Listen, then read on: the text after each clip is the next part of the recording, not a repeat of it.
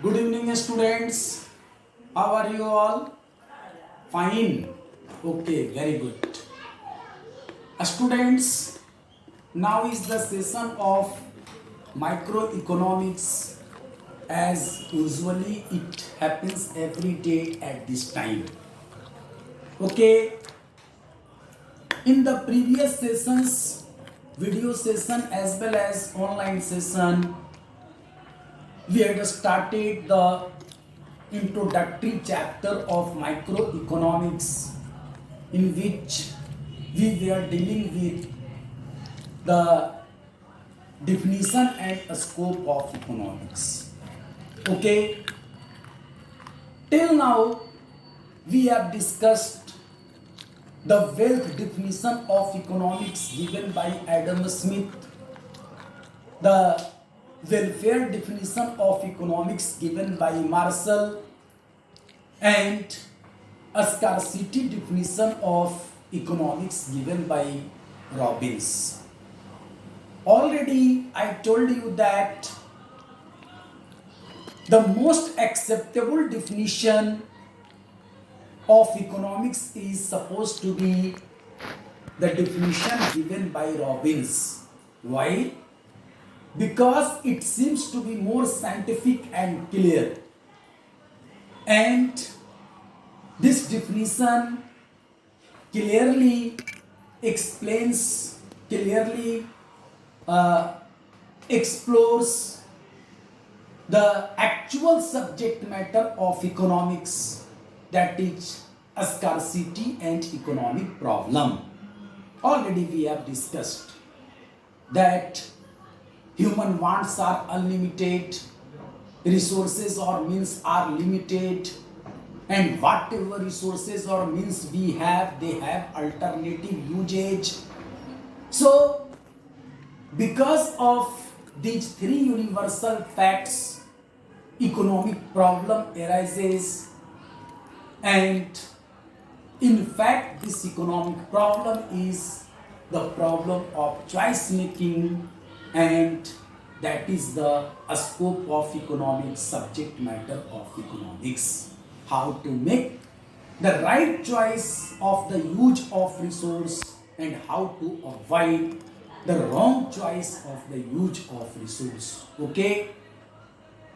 That means simply, since resources are scarce, having alternative uses, so through the science of economics, we come to learn how to utilize our resources in the best possible way, in the best possible manner. That is called economizing the use of resources or optimum use of resources. Okay? Optimum use of resources or economizing the use of resources means to use the resource in the best possible manner. That means to ensure maximum output with minimum input. Okay? From a consumer's point of view, if a consumer is maximizing the level of satisfaction by spending less and lesser, then it will be called economizing the use of resources. If a producer is maximizing profit by keeping the cost at minimum level, then it will be called as economizing the use of resources. Okay? Similarly, if the society is maximizing the level of social welfare through minimum wastage of the resources, minimum sacrifices, then it will be called as economizing the use of resources. So, from the modern concept of modern point of view of economics, we may conclude that economics as a science makes us learn how to ensure the economic use or the best possible use or the optimum use of available resources which are scarce and which have alternative usage. Okay, students, universal facts, economic problem arises, and in fact, this economic problem is the problem of choice making, and that is the scope of economics, subject matter of economics. How to make the right choice of the use of resource and how to avoid the wrong choice of the use of resource. Okay, that means simply, since resources are scarce, having alternative uses, so through the science of economics we come to learn how to utilize our resources in the best possible way, in the best possible manner. That is called economizing the use of resources or optimum use of resources. Okay. Optimum use of resources or economizing the use of resources means to use the resource in the best possible manner. That means to ensure maximum output with minimum input. Okay, from a consumer's point of view, if a consumer is maximizing the level of satisfaction by spending less and lesser, then it will be called economizing the use of resources. If a producer is maximizing profit by keeping the cost at minimum level, then it will be called as economizing the use of resources. Okay. Similarly, if the society is maximizing the level of social welfare through minimum wastage of the resources, minimum sacrifices, then it will be called as economizing the use of resources. So, from the modern concept of modern point of view of economics, we may conclude that economics as a science makes us learn how to ensure the economic use or the best possible use or the optimum use of available resources which are scarce and which have alternative usage. Okay, students. So, students, it is now clear in short that the subject matter of economics is the economic problem which arises because of unlimited wants, limited resources with alternative uses. Okay. Now, to understand properly, let us discuss about this economic problem. Students, this economic problem of an economy is broadly classified into the three categories. The first category is about allocation of resources. The second category is about fuller and efficient utilization of resources. And the third category is about growth of the resources. Okay. So let us discuss these three types of economic problem one by one in something detail. First of all, let us discuss about allocation of resources. Students, resources are already scarce in comparison to our wants. And these resources have alternative usage also, because of which the problem of choice making arises. And since A lot of goods and services in an economy have to be produced in order to satisfy different wants or needs of the people in different quantities. Therefore, the available resources need to be allocated or distributed on production of different goods and services very carefully and in a very economic manner.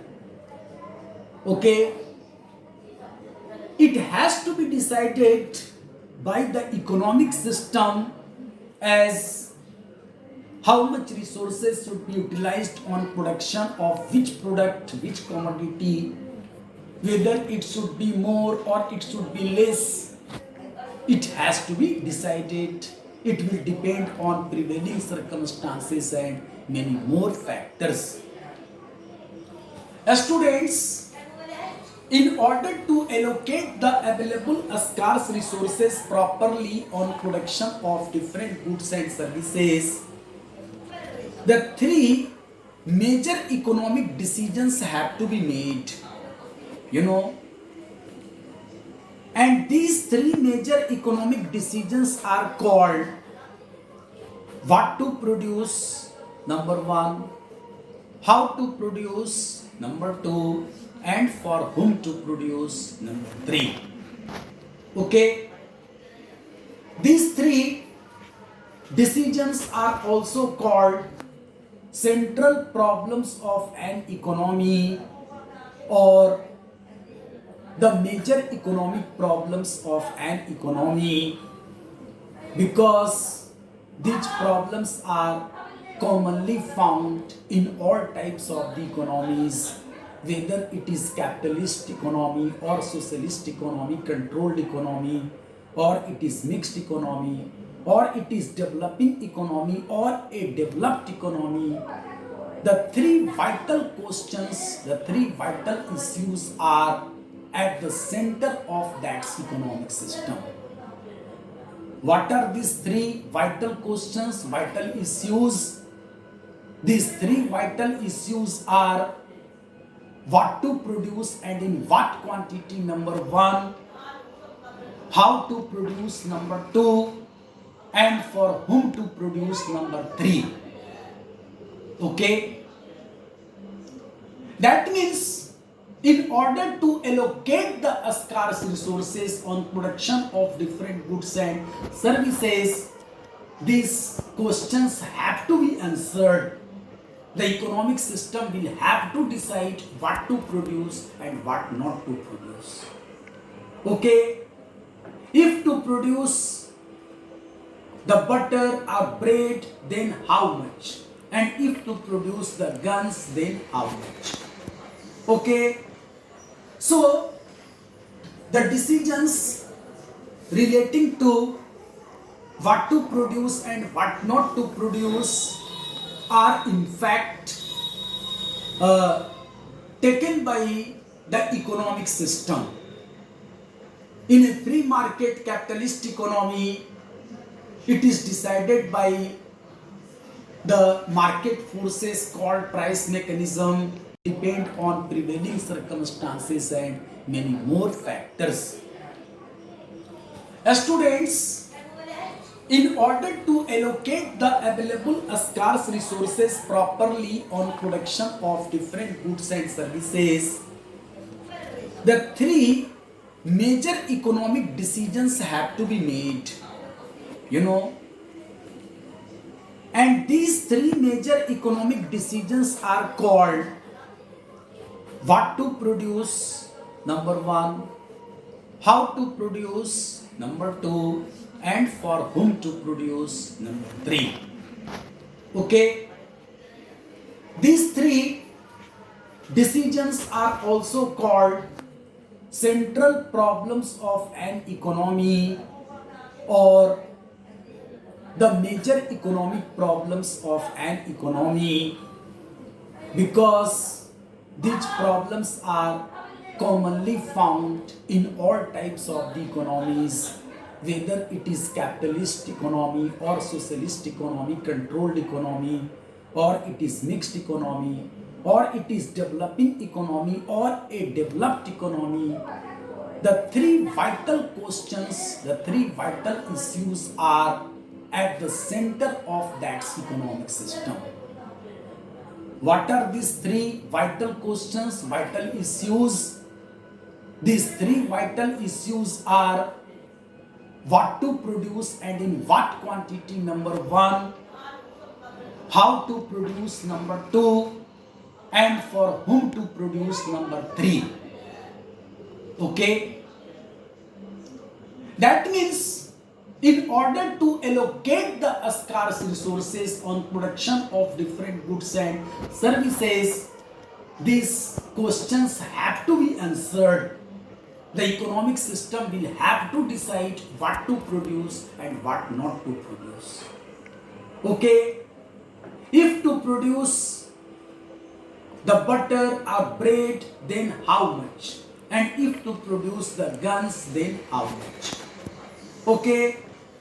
So, the decisions relating to what to produce and what not to produce are in fact taken by the economic system. In a free market capitalist economy, it is decided by the market forces called price mechanism. Socialist or controlled economic system, what to produce and in what quantity is decided by the government through its planning authority, central planning authority. And in a mixed economic system, what to produce and in what quantity is partially decided by the market forces and partially by the government. Okay? The second important economic decision is how to produce. Okay? In fact, the resources are scarce and they have alternative uses. Therefore, it is also important to decide how to use the resource so that the resources could be utilized optimally in an economic manner. And basically, the techniques which are applied for production are of the two types.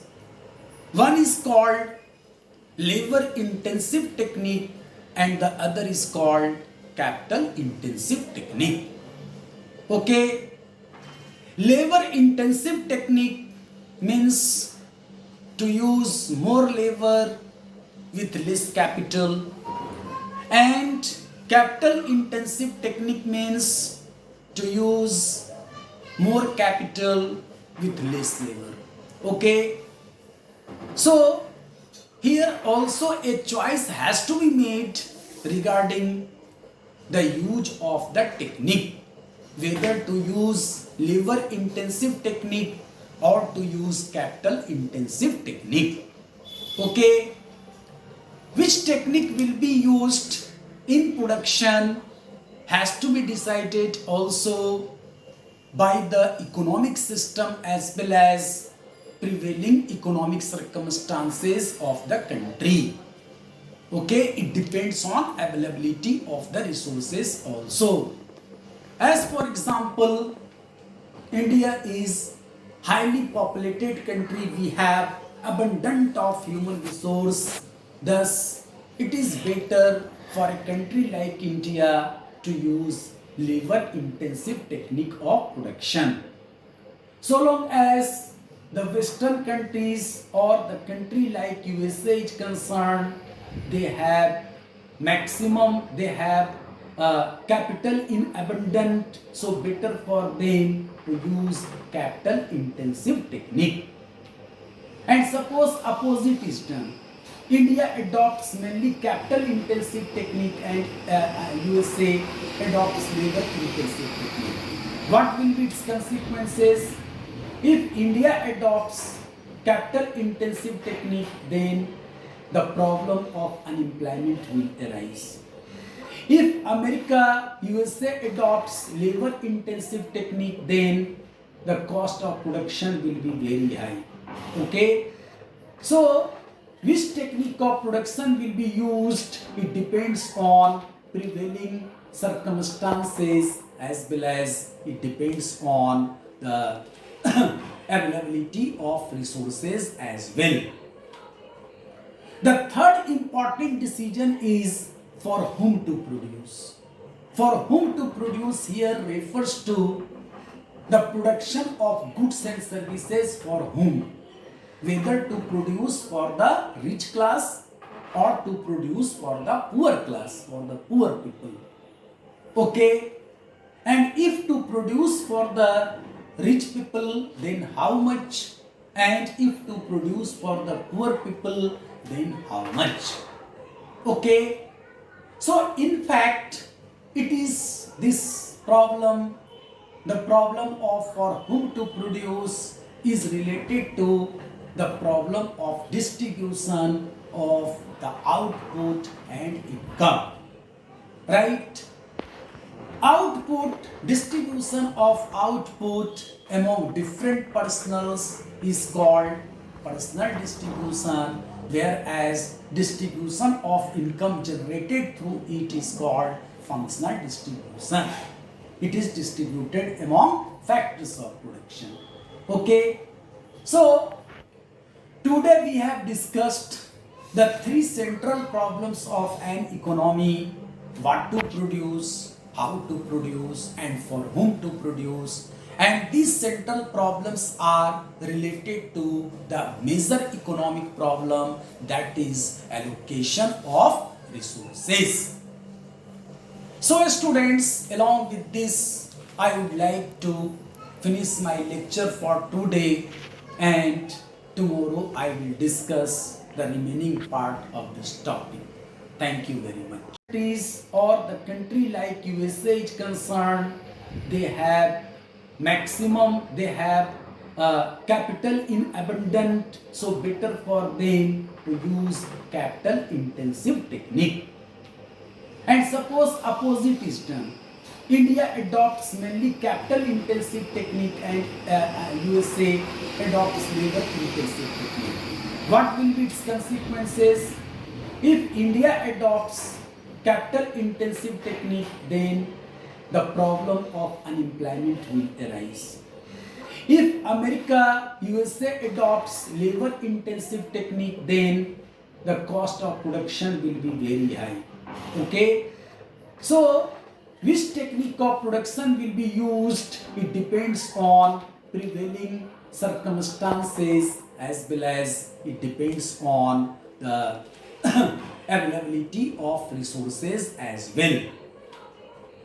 The third important decision is for whom to produce.